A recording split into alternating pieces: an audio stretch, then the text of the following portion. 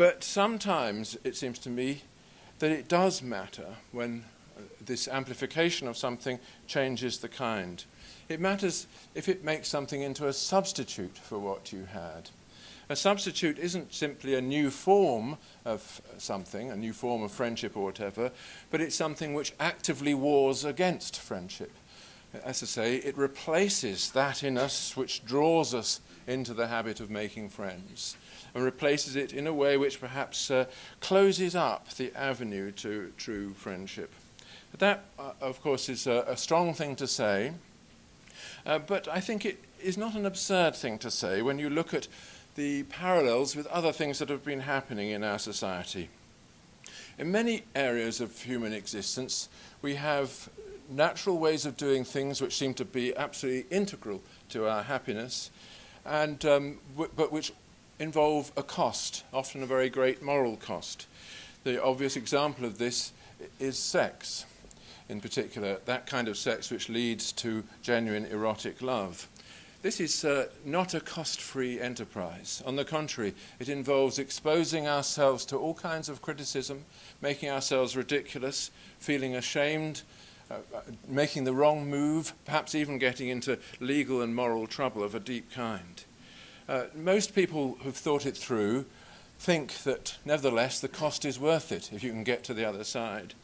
But as we know, there is a growing regime of cost-free substitutes for sex, and the internet provides them in abundance. And I think most people who thought about the reality of pornography in this society will think that that is not in itself a good thing, that this is actually closing up the avenue to sexual fulfillment by providing a cost-free substitute which, in a sense, diverts that in us that would push us in the right direction. And I think that reflecting on that, it gives us a pattern with which to reflect also on these cost-free friendships that we can obtain simply by putting somebody into our computer. Now, the verb to friend is a very interesting verb. It's a neologism which I would criticize, but it has nothing to do with the old verb to befriend.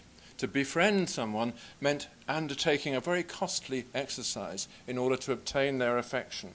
To friend someone, however, you just put them on a list, and you can take them off that list without any cost either.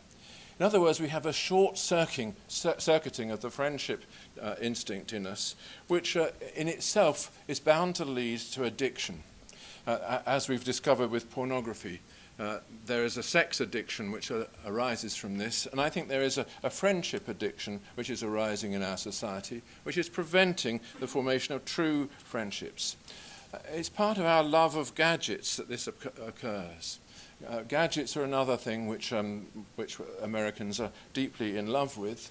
This idea that we can constantly simplify our life with some new little press button instrument which will amplify everything and reduce the cost. Now, I think that it is true that gadgets help us in one way, but what is happening is that we are beginning to help the gadgets. Gadgets were the means to satisfy our desires, but I think as they change our desires, we become the means to satisfy the gadgets.